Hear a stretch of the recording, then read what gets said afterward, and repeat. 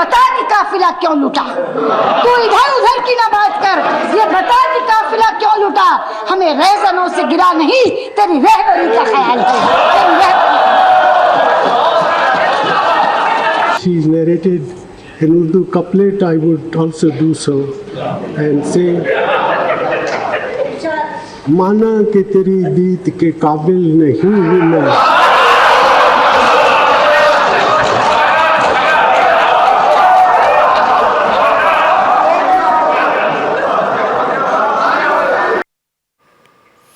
आता अमेरिकेचे माजी राष्ट्राध्यक्ष बराक ओबामा यांची काय प्रतिक्रिया आहे आपण पाहूया। मनमोहन सिंग हे उत्तम अर्थतज्ञ होते।